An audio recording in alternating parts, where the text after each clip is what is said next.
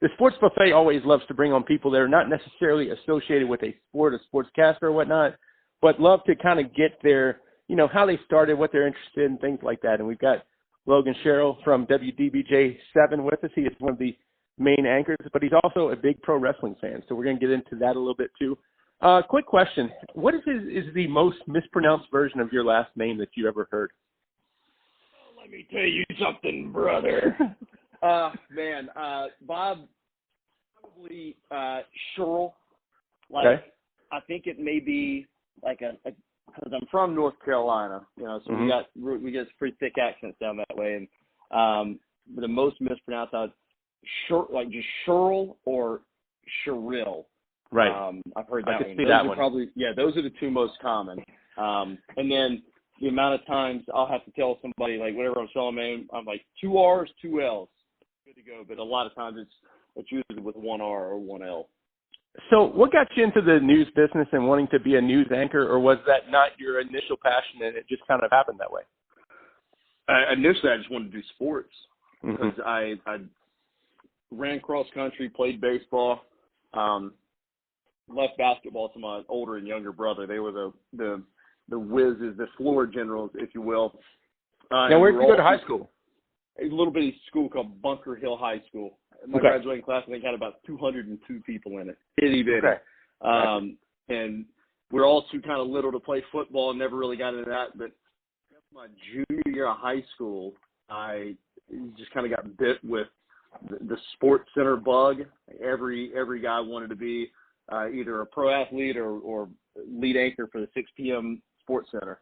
So I kind of started looking into that, and senior year of high school, did an internship at a local AM radio station, covered some football games, and PA announced for basketball. Just kind of always was trying to figure out ways I could help out and get a little experience. Because what does everybody always ask for is, what experience do you have? And It's kind of tough to get any real-world experience when you're 17, 18-year-old kid. Then went to Western Carolina, did some radio there for a couple of years, was the general manager of the student-run radio station, Power 90.5, and still got to do sports anywhere I could. Went into the professional world, working at WBTV in Charlotte, did production there for about a year and a half, shot some high school football the fall before I left, and then 3 years I spent at the Fox station in town in Charlotte doing news sports hybrid. And like the last year and a half or two I was there, got moved to the morning show and turned that into like some morning sports anchoring.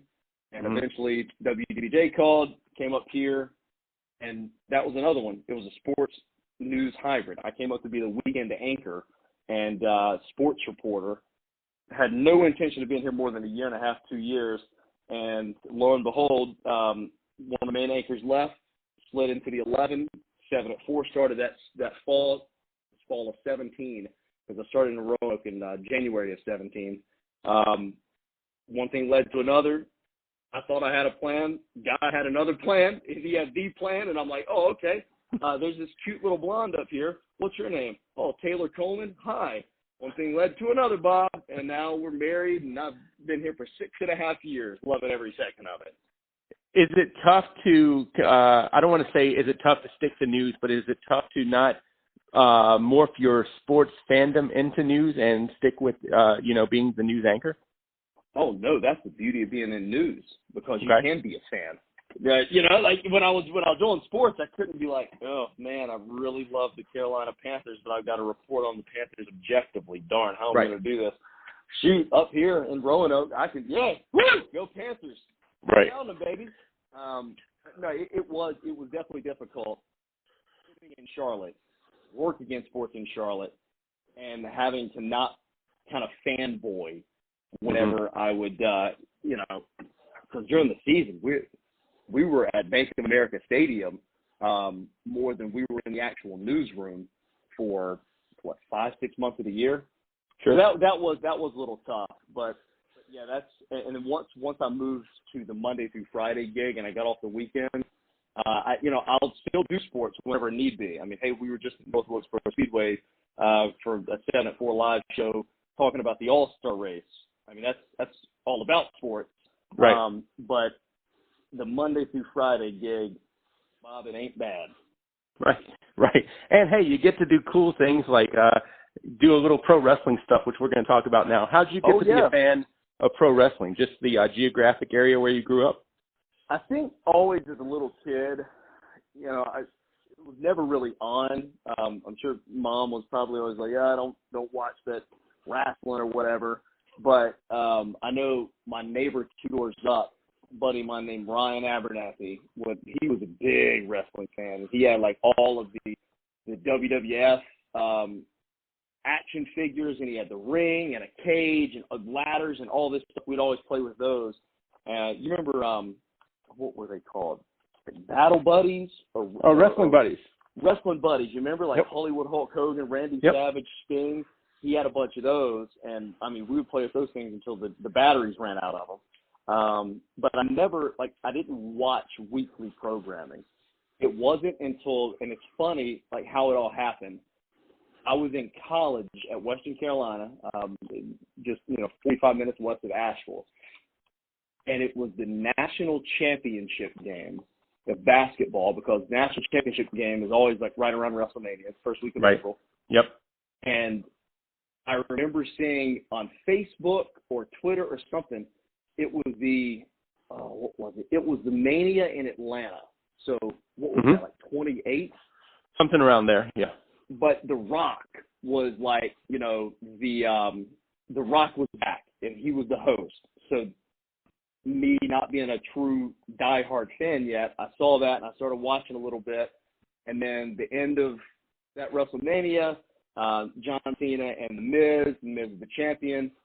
Rock comes out, the arm, boom, 1, 2, 3, throws The Miz on John Cena. And then Monday Night Raw, we got the main event, the once-in-a-lifetime, but actually twice in a lifetime. We're not going to talk about that. The once-in-a-lifetime main event of WrestleMania. We were sitting at a bar called the No Name Sports Bar. It's since closed down in college. And I remember the national championship game. I think it was one of the years that Florida won. And it was just, it was a stinker of a game. Nobody cared. Right. And I remember asking the bartender, I'm like, hey, I know this sounds crazy. Can you turn it to USA? On. And she's like, are you serious? She flipped it over. I kid you not. People in the bar area, within 30 to 45 seconds, every single head was turned watching wrestling. And I'm like, because The Rock was on, he's face to face with John Cena, and everybody's like, what? The Rock's still doing this? Right. And I was hooked from that moment. And like for years, I didn't miss a Monday Night Raw. Like I would record it or whatever. And then, kind of fell off a little bit, but that was the moment that like I really got hooked into it, and I've been keeping a pretty good pulse on it ever since. Right. Now, I'm a little bit older than you are, obviously, but, growing up in the southern states of Virginia, North Carolina, there's always that mid-Atlantic wrestling connection to where people, used to grow up loving the Four Horsemen, Ric Flair. Oh, yeah. Things Crockett. Of that sort. Yeah, Jim Crockett, exactly. NWA, and I mean, man. Oh, yeah.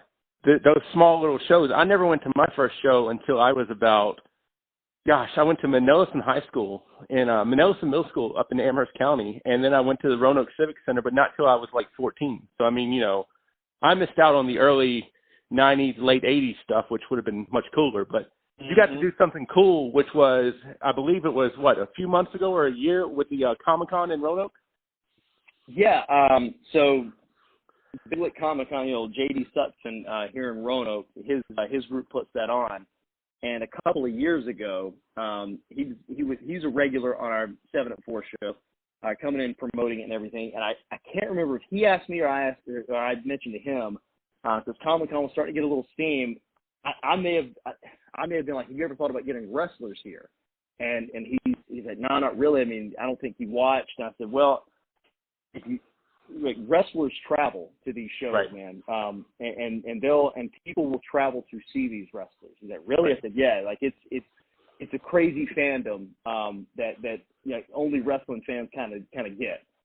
And I remember the first one I did was with I guess what was she in WWF? Victoria, Lisa Marie. Yep. So she came, and I kind of hosted a panel. People asked him questions and everything, and that was really cool. And then ever since then, anytime Comic-Con is, and it's twice a year in Roanoke, right? JD, but hey, do you want to host a panel? I'm like, heck yeah, man. I mean, chance to talk to maybe some wrestling legends or people that are on the up and up. Yeah, I'll do that. So he did. Lisa Marie was here 1 year, and then the most recent ones I've done back last February, I guess. Arn Anderson was here, and his son Brock, and Julia Hart, all with the AEW, and then right. the most recent one, Lex Luger. Man, that was, you want to talk about like a childhood dream. Lex Luger, Ted DiBiase, and Billy Gunn, and it's just so neat to seeing how wrestlers interact. Because they're these larger than life figures on TV and like these gladiators, but I mean they're just normal people, man, and they love interacting with fans, and it's cool because not only are we fans, but they're fans, right? And I think that's what's the most exciting thing about it for me, is being able to like talk shop with these legends. So what do you do hosting a panel? Usually I'll just get,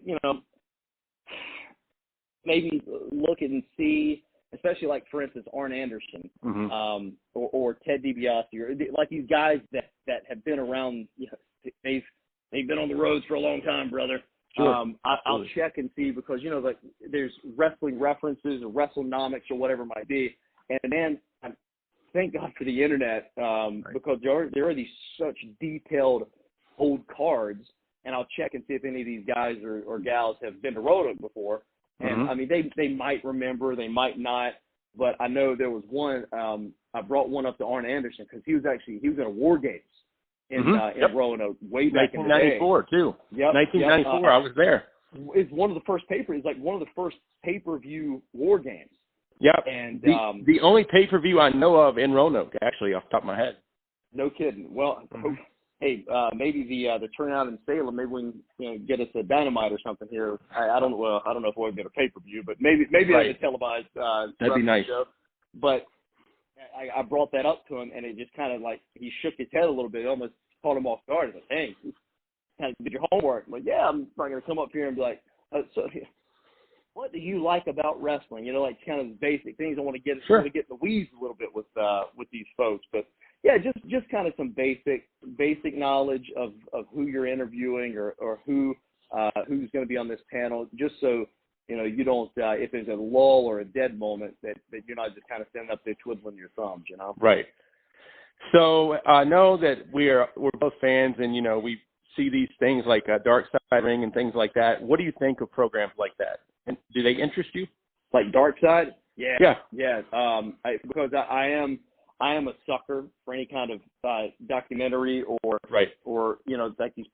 I tell you, one of the other great things is all these podcasts. Like sure. old Conrad Thompson, he is tapped into something, man. I yep. mean, the fact that he's got all these different shows with these old school wrestling minds, like all of yep. these guys that were there on the road booking. That's what's really neat about having such access is hearing these old stories, and then being able to see it be told from their perspective with such great, because being in TV, I'm always going to be a sucker for excellent videography, and right. those Dark Sides are shot so beautifully. They're always. There's always something interesting about you can't watch it without learning a few things. Right. Yeah, I mean, I'm 43, and I consider myself, because when I was a kid, I'd go out and get the wrestling magazines that talked about other mm-hmm. territories that I would never see. So, I mean, I feel like I kind of knew most of these things, not trying to sound arrogant, but even I can learn something off the Dark Side. But I think that one thing you've got about the Dark Side in the podcast, and people like that on Conrad's have talked about it, like Pritchard and people like that, is I'm giving you my recollection of right. my role of it. So, and that's the cool thing about the WWE Network too. Yeah, and that's a lot of times you got to take it with a grain of salt, because there's been, sadly, you don't know a whole lot of old wrestlers because a lot of these guys, they don't make it too long because of everything they've pumped into their body over the years. So, Sure. You gotta kind of take it with a grain of salt, but it's still, man, it's nonetheless entertaining, Well, we'll do this again down the road, but I have one question in closing for now. You had a dream panel that you could, or a dream hangout or whatever, of 3 wrestlers and Logan. Who's there? Oh, man. That is a loaded question. And they can be dead or alive, by the way. Dead or alive. Now, you're really doing it now. Because see, I'll fill for you real quick while you're thinking. I mean, to me, I have gone to some of these conventions to where you get to meet the guys, you pay the money, you get the pictures, you get your picture and autograph. I don't know that I've ever been as, speechless as I was with Arn Anderson, because one of my dad's favorite wrestlers was Arn Anderson. My dad passed in 2015. So to meet Arn Anderson and Tully Blanchard, 2 of the original Four Horsemen, that was kind of like, wow. I mean, I don't know what to say type of thing. So yeah, I gave you a little bit of fill time. Did that help? I think Sting's got to be one of them. Yep. Just because, like, the guy, like how he kind of stood as the ship went right to the bottom of the ocean of WCW and never wavered. And just the things that he's seen. And, I wear it right on my sleeve. I'm a God-fearing, Jesus-believing Christian man, and Steve Borden is the same way. I would love to have conversations about that with him. Goodness gracious. I think Shawn Michaels is another. Mm-hmm. And, I think if there's somebody that maybe passed away that, I mean, just popped into my head. Like, if it wasn't the character, like the man, and really, like, tap into his mind and to see what it's all about, Bruiser Brody. Okay. I think Bruiser Brody would be, like, because, like, I think after, in the last couple of years, did you see, like, there was some video or some clip that came out where he was, like, totally out of character? And it was on Dark Side. Was it dark? Okay, yeah. Yep. Just a very articulate man and very smart, very calculated. And it just, I think that shows the depth of that character because, he's playing like just wild man savage. Right. And it's like, man, there is in every single movement, there is a reason behind it. Well, there's a thing on the WWE Network on Peacock called Legends of Wrestling, and it's some roundtables that they had. And they were talking about Outlaws and Renegades on one of them. And it was like Jim Ross, Roddy Piper, I think. Maybe I'm mixing up. But Jim Ross was on there, and they talked about Bruiser Brody and Stan Hansen as being outlaws and renegades. Not that they were, hard to do business with, but they were hard to do business with because they didn't want to be taken advantage of. Right. And that was Bruiser Brody's kind of, thing of, I'm not going to let promoter A screw me out of my money type of thing. I mean, it essentially is what led to his murder. Yeah. It's like, I got to protect my character. And, right. And they just, somebody didn't like that. I really thought you were going to say, when you were thinking of a deceased guy, I thought you were going to say Eddie Guerrero.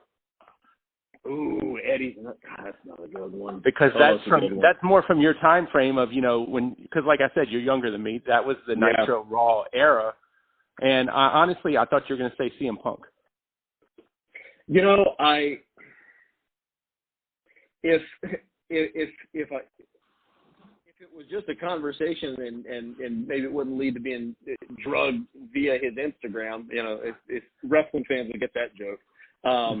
I don't know. I was a huge CM Punk fan, like really a big fan. But I don't know. I've kind of gotten a little sour in the last year or so with what is going on. I clearly don't know anything other than what hearsay and what people have been told from sources and all this and what you read online. But it's frustrating. I get it is a business. At the end of the day, man, you got to put food on the table to provide for your family and think about once you hang up the boots and what's going on for the rest of your life and generational wealth for your kids and all of that. But that aside, it's just frustrating, disappointing. But yeah, who am I? I've never spent a day in a locker room. I've never spent a second in a ring. I don't know anything. From a fan perspective, watching, it's disappointing. Yeah, I'm going to help you out on this one and try to back what you just said. I think from everything I read too, CM Punk is a big CM Punk fan. Yeah, and Bill Brooks I think Bill that's Brooks. kind of what has hurt. But in terms of everything else that I've read too, I mean, he's a genius.